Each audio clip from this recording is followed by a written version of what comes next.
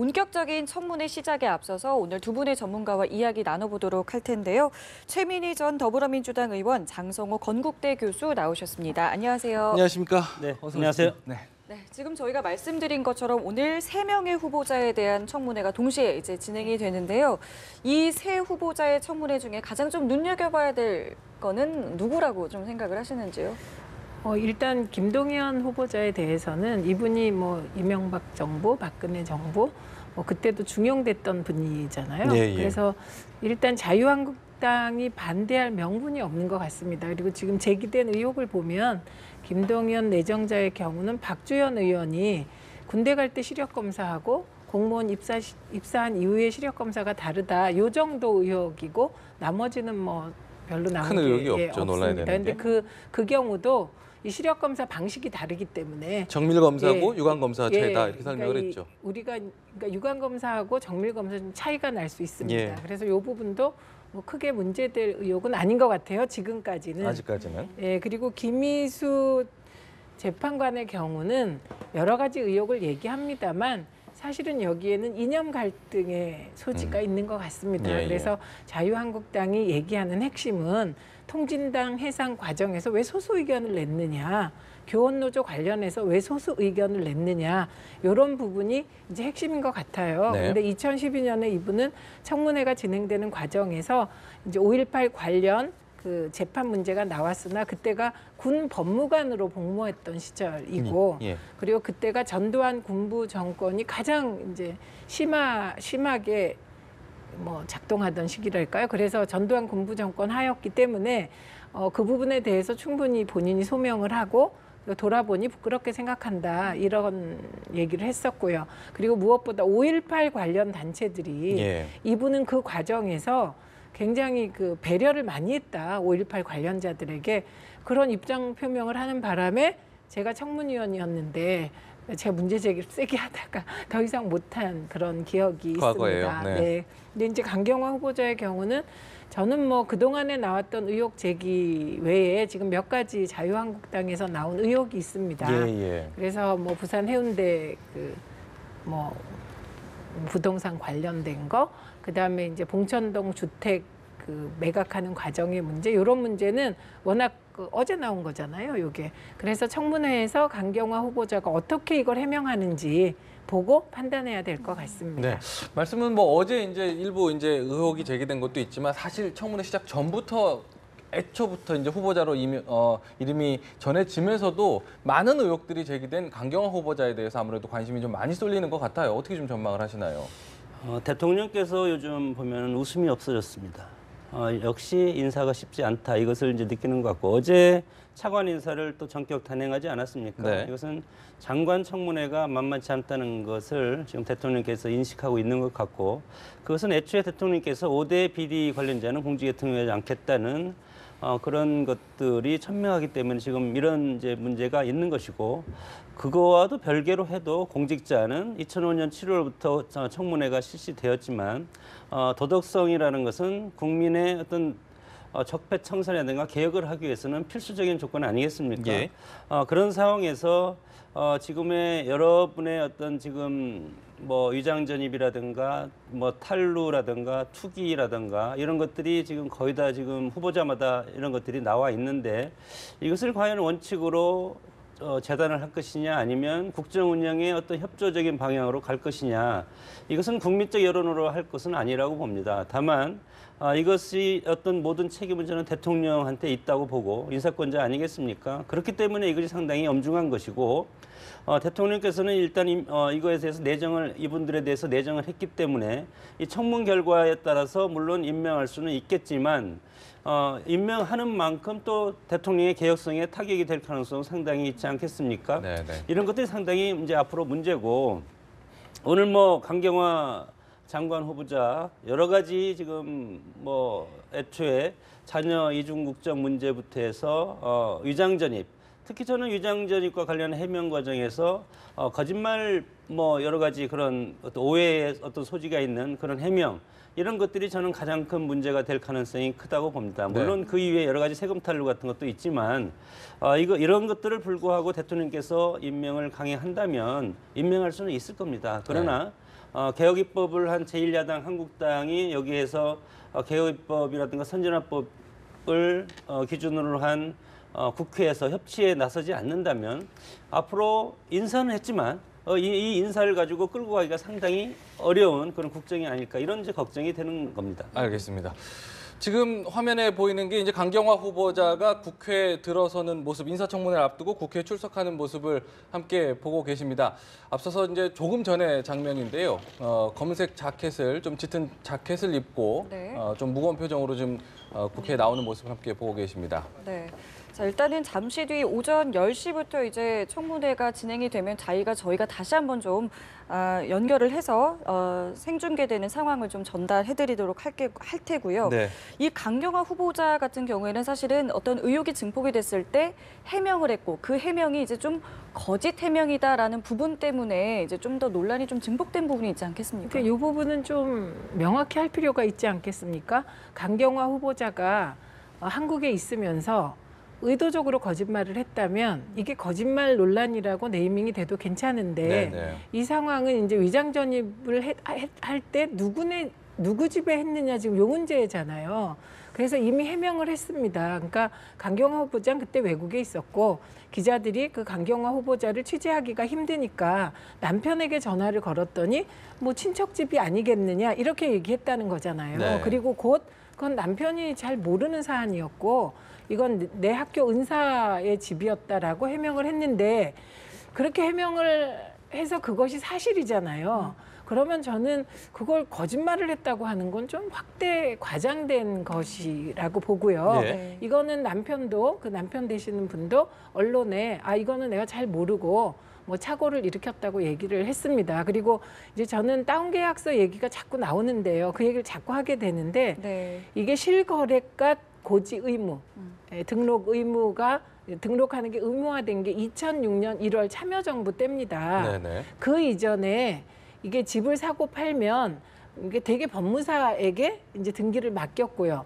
그 과정에서 법무사는 행자부에서 내려보낸 지침에 따라 실거래가의 몇 프로, 기준시가와 실거래가의 관계를 규정한 규칙이 있었습니다. 그러니까 이거는 제도인 것이죠. 네. 그 규칙에 따라 법무사가 한 것이기 때문에 네. 예, 대부분 95%는 해당이 되는 거예요. 다운계약서가. 다만 아주 악의적으로 그 양도소득세를 탄로하기 위하여 실거래가 자체를 예. 낮추는 경우가 있습니다. 이 경우는 그건 더 찾아내야 되겠지만 지금 나온 경우는 그런 경우는 아니죠. 네, 일반적인 경우입니다. 예, 그리고 예.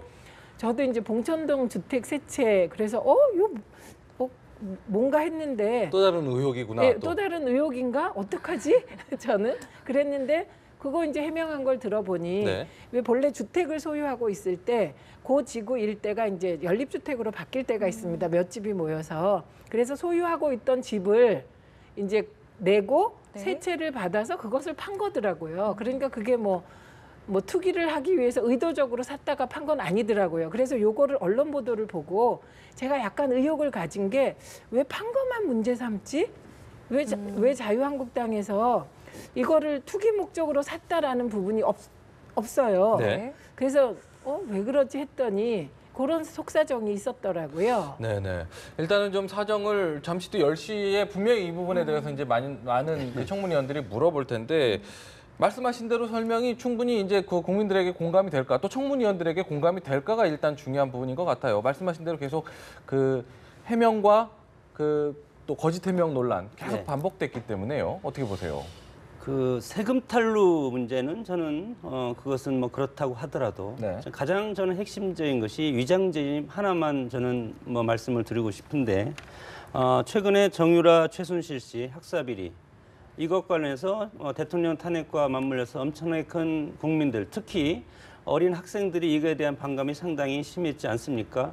물론 이 위장전입이 그것과 똑같은 케이스는 아니지만 그러나 국민의 어떤 그런 감정은 상당히 지금 격앙돼 있는 상태고 정동 아파트 502호가 장례 이화여고 진학을 위한 위장전입한 곳이고 여기에는 1995년에서 2010년 사이에 전입 전출한 사람이 모두 25명이었다. 그렇기 때문에 이것이 혹시 위장전입을 전용으로 사용하는 그런 공간이 아니었을까 이런 생각이 국민들의 이제 의혹심을 가고 보는 것이고 네. 그리고 이것이 학교가 관사로 쓰던 곳 아니었습니까? 예. 이런 것들이 저는 사태의 심각성이 크다고 보고 그 이후에 여러 가지 상황이 있는데 그런 것들보다도 가장 핵심적인 것은 저는 이 문제라고 봅니다. 이 문제가 물론 본인이 외국에 있었기 때문에 몰랐다고는 하지만 그러나 어머니 입장에서 자식의 일거수일투족은 모를 수가 없는 것이고 특히 어머니 입장에서는 자식의 장녀죠. 딸의 일거수일투족, 거처, 학교 이런 것들은 특히 우리나라 어머니들뿐만 아니고 세계의 모든 어머니들 공통적인 모성애가 아니겠습니까? 그래서 이것을 모른다, 남편이 했다. 이런 것은 저는 훨씬 더 이것은 무책임한 발언이었다고 봅니다. 네. 이 부분은 조금 더 살펴봐야 되는 얘기인데요. 예. 그러니까 정유라 특혜하고 이 위장전입 한 건을 그 대비시키는 건 너무 무리한 대비십니다. 인정하셨지만 그다음에 정유라 사태의 핵심 특혜입니다. 특혜. 예. 그런데 과연 이게 딸이 외국에 있다가 지금 이화여고가 평준화돼서 옛날에 이화여고가 아닙니다. 이게 강남에 있는 학교도 아닙니다. 이 학교에 가서 뭐 더 좋은 대학에 가기 위한 수단으로 활용된 것도 아닙니다. 정유라 특혜의 핵심은 이화여대라는 나름대로 명성이 있는 대학에 본인도 원하지 않는데 어거지로 엄마가 딸을 이화여대에 넣기 위한 특혜였기 때문에 처음에 촉발된 것이 이화여대생들의 분노로 촉발된 것이거든요. 그런데 지금 이화여고는 평준화됐기 때문에 그런 것이 아니라는 점을 분명히 말씀드리고요. 예. 네. 그다음에 이제 이화여고 때 교장님, 그러니까 그 강경화 은사. 후보자의 은사에게 부탁을 했다는 거 예. 아닙니까? 은사에게 부탁을 한 사람이 그 집에 23명이 있는지 25명이 있는지 어떻게 합니까? 그리고 지금 말씀하신 이화여고 이제 은사님이 저는 이걸 이해하자고 생각하면 강경화 후보자처럼 이화여고 출신의 외국에 있는 사람들 이런 경우 부탁하면 다 들어줄 수 있다고 생각을 해요. 특혜는 아니었다. 네, 그리고 이거는 그 강경화 따님에 대한 특혜가 아닌데 이건 단순 위장 전입입니다. 그래서 이거를 연결하는 건 무리시고요. 그다음에 만약에 만에 하나 양보해서 그 관사가 말씀하신 대로 악용됐다면 예. 그거는 강경화 후보자가 주체가 아니잖아요. 그렇게 한. 이건 별개의 그 은사님을 추적해야 될 문제지요. 그래서 저는 청문회나 국민들이 후보자에게 책임을 물을 때 후보자에게 물어야 될 것과 다른 쪽에 책임을 물어야 될 것을 이렇게 딱 가르마를 타서 네. 좀 합리적인 청문회가 되어야 한다고 생각합니다. 그래서 네. 이 부분은 정말 특혜가 아닌 것이 부모와 함께 외국에 3년 이상 거주하면요. 들어와서 어느 고등학교든지 갈 수 있습니다. 그러니까 그런데- 제도의 허점인 부분이 이건 제도의 허점도 아니고요. 네네. 예, 그렇게 안 하면 부모가 외국 상사로 이제 나가서 아이들이 쫓아나갔을 때 그 예. 아이들은 어떻게 합니까? 후보자에게 따져 물을 그리고 문제는 아니다. 이화여고 간 걸 왜 특혜라고 하는지 저는 이해할 길이 없습니다. 이화여고 간 것이 특혜가 아니고 부탁한 것이 특혜 아닙니까? 그런 것 때문에 지금 청탁금지법이 생긴 것 아니겠습니까? 네네. 청탁금지법이 생긴 그 이전의 행위였지만 그런 것들이 많이 만성화되기 때문에 그런 것을 잡기 위해서 생긴 것이 청탁금지법인데 그런 취지로 봐서는 그것이 뭐 적절하다고 보지는 아니 않습니다. 일단- 적절하다는 것이었던 사람은 없습니다. 일단 그러나 해명을 네. 이따가 함께 네. 들어보도록 하죠. 네. 네. 자, 일단은 강경화 후보자가 이제 조금 전에 국회로 출석을 했는데 이 출석 과정에서 좀 어떤 특별한 좀 발언이 있었던 것 같습니다. 저희가 화면을 좀 보도록 할 텐데요. 이게 조금 전에 있었던 모습입니다. 강경화 후보자가 국회에 출석을 하는 모습이고요. 네, 직접 들어보겠습니다.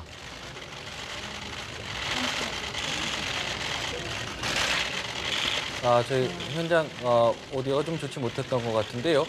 일단 표정이 그렇게 뭐 밝을 수는 없겠죠. 아무래도 청문회 임하는 게 이제 초조하기도 할 테고 좀 여러 가지 의혹이 제기되는 부분에 있어서 부담이 좀 클 텐데 일단 다른 것보다는 앞서서 있었던 청문회 같은 경우도 논란이 있었지만 대부분 이렇게 뭐 청문 과정을 좀 무난하게 좀 치러졌다면 오늘 같은 경우 슈퍼 수요일이라고 얘기할 정도로 슈퍼 청문회라고 할 정도로 많은 청문회가 몰려 있는데 만약에 여기서 이제 삐걱된다면 앞으로 남은 청문회 말씀하셨지만은 계속해서 인사가 늦어지는 부분도 더 영향을 미치지 않을까 이런 생각이 들거든요. 오늘 있을 새 청문회 모두 굉장히 좀 중요한 의미를 갖고 있지 않습니까?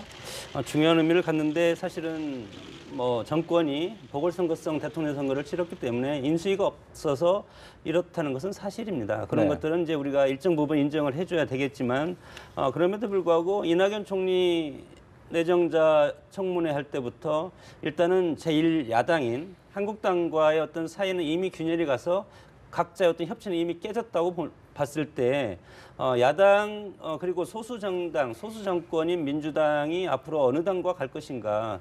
그것은 국민의당과 바른정당과 같이 협치를 논의하면서 인사청문회를 해야 될 그런 한계적인 상황에 봉착했다고 봅니다.